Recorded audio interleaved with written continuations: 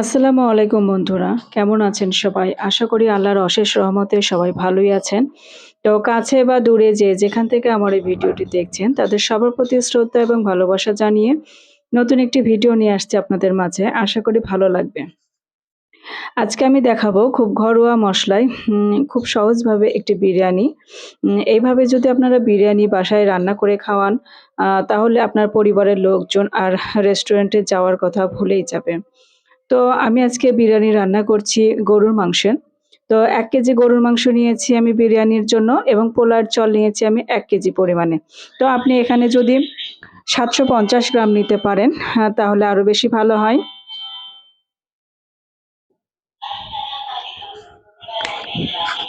তো আমি এখানে আজকে ১ কেজি গরুর মাংস দিয়ে ১ কেজি পোলার চাল দিয়ে বিরিয়ানি রান্না করব। তো তার জন্য আমি ১ম এ দিয়ে দিলাম কড়াইতে তেল। তেলটা দিয়ে দিলাম 1/3 কাপ পরিমাণে। আর মাংসটা যেহেতু তেল চর্বি সহ আছে, তো মাংস থেকে যথেষ্ট পরিমাণে তেল বের হবে। আর আমি এখানে দিয়ে দিলাম ২.৫ কাপ পরিমাণে পেঁয়াজ কুচি। পেঁয়াজটাকে আমি বেরেস্তা করে নিব। তো এই যে তার জন্য দেখতে পাচ্ছেন ২.৫ কাপ পরিমাণে পেঁয়াজ চিকন, চিকন করে কুচি করে নিয়েছি এবং সে পেঁয়াজটাকে তেলের ভিতরে ভালো করে বেরেস্তা করে নিয়ে আমি এখন মাংসগুলো দিয়ে নিব। আ এতে বিরিয়ানির ফ্লেভারটা এবং স্বাদটা অনেক ভালো আসবে। তো এই যে দেখতে পাচ্ছেন আমার মাংসের ভিতরে প্রচুর পরিমাণে চর্বি সহ মাংসটা আছে।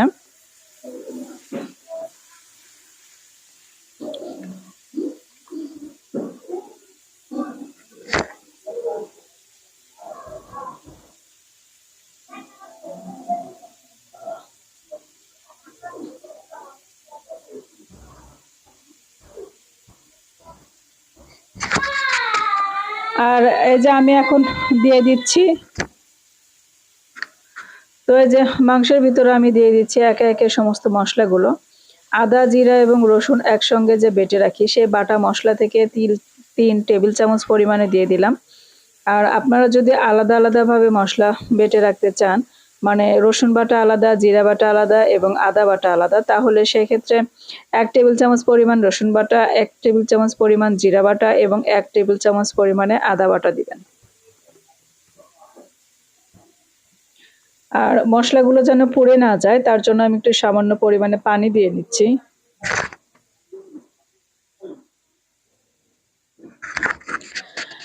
দিয়ে দিচ্ছি লবণ। আর এখন দিচ্ছি মরিচের গুঁড়া।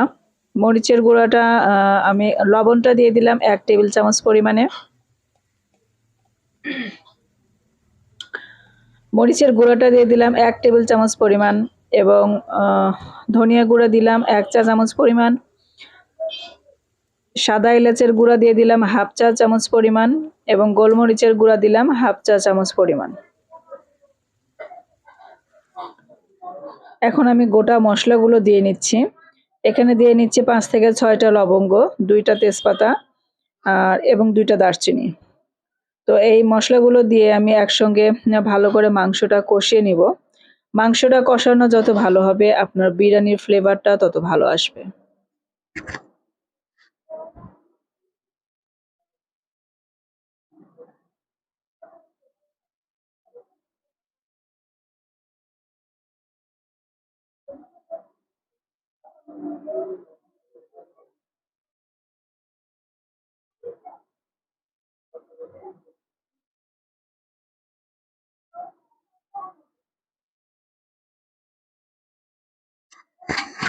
আর এখন আমি দিয়ে দিচ্ছি টক দই। টক দইটা এখানে দিয়ে দিচ্ছি 1/4 কাপ পরিমাণে। টক দইটা দেবার সময় চুলার আঁচটা খুবই কমিয়ে দিবেন। টক দই দেওয়ার সময় যদি আপনার চুলার আঁচটা বেশি থাকে তাহলে টক দইটা কেটে গিয়ে আপনার ছানা, ছানা একটা ভাব চলে আসবে। তো যার জন্য জালটা গ্যাসের চুলার আঁচটা খুবই কমিয়ে দিয়েছিলাম। তো কিছুক্ষণ পরে আমি আবার বাড়িয়ে দিলাম। বাড়িয়ে দিয়ে মাংসটা একটু কষিয়ে নিচ্ছি। আর এই মাংস থেকে দেখতে পাচ্ছেন যথেষ্ট পরিমাণে তেল ছেড়ে দিয়েছে। তো বিরিয়ানি রান্নার জন্য আপনারা তেল, চর্বি সহ মাংসটা নেবার চেষ্টা করবেন তাহলে বিরিয়ানিটা অনেক ভালো হয়।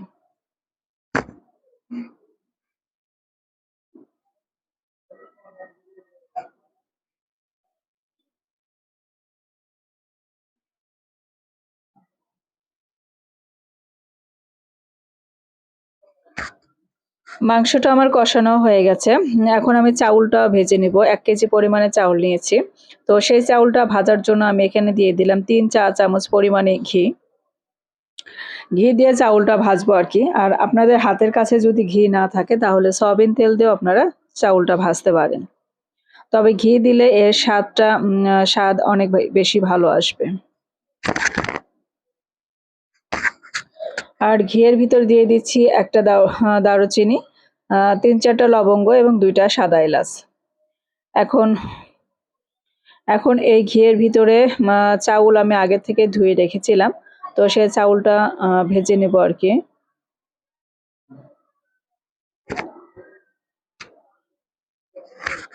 আর বিরিয়ানি রান্নার সময় যে চাউলটা ভাজবেন খুবই অল্প আঁচে ভাজতে হবে। গ্যাসের চুলার আঁচটা যদি আপনি বাড়িয়ে দেন সেক্ষেত্রে চাউলটা পুড়ে যাবে।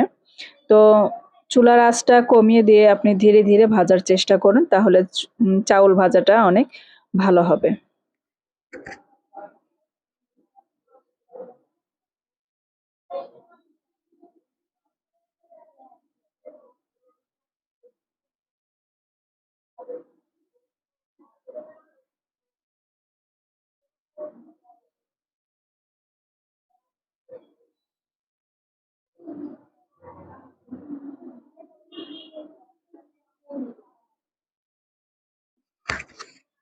তো ১ম এ যে ছোট কড়াইটা দিয়েছিলাম, তো কড়াইয়ের ভিতরে আরকি আটবে না বিরিয়ানিগুলো ১ কেজি চাউলের। তো তার জন্য আমি কড়াইটা পাল্টে দিয়েছি। চাউলটা আমার ভাজা হয়ে গেছে। আর অন্য একটা পাত্রে আমি ২ কেজি পরিমাণে পানি বলক তুলে নিয়েছিলাম। এই যে ২ কেজি পরিমাণে পানি। তো সেখান থেকে আমি ১ পোয়া পরিমাণে পানিটা কম দিচ্ছি। কম দেওয়ার কারণ হলো আমার মাংসের ভিতরে যেহেতু একটু চর্বি বা ঝোল আছে, তো সেজন্য আমি ১ পোয়া পানি কম দিলাম। মানে পৌনে ২ কেজি পানি দিয়েছি।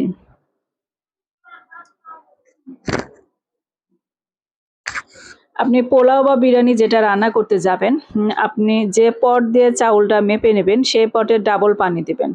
অর্থাৎ ১ কেজি চাউলের যদি আপনি পোলাও বা বিরিয়ানি রান্না করতে চান, সেক্ষেত্রে আপনি ২ কেজি পানি একটু বলক তুলে নেবেন। আর সেখান থেকে ১ পোয়া পানি কম দিবেন। পরে যদি আপনার লাগে সেক্ষেত্রে দিবেন আপনি পরে ১ পোয়া পানি। আর যদি না লাগে তাহলে সে পানিটা রেখে দিবেন। তাহলে আপনার এভাবে যদি আপনারা রান্না করেন তাহলে রেস্টুরেন্টের মতো ঝরঝরে বিরিয়ানি হবে। তো এই যে আমার বিরিয়ানিটা হয়ে এসেছে প্রায়। তো আমি যে বেরেস্তাটা করে রেখেছিলাম, তো সেখান থেকে ১ মুঠ পরিমাণে আমি বেরেস্তাটা দিয়ে দিচ্ছি বিরিয়ানির উপরে। বিরিয়ানিটা দিলে আ আ সরি বেরেস্তাটা দিলে আপনার ফ্লেভার অনেক ভালো আসে। আর কেউ যদি আ আ বেরেস্তা পছন্দ না করেন সেক্ষেত্রে আপনারা স্কিপ করতে পারেন। কোনো সমস্যা নেই। আর নামানোর একটু আগেখানে আমি ঘি দিয়ে দিলাম। ২ চা চামচ পরিমাণে ঘি দিয়ে দিচ্ছি।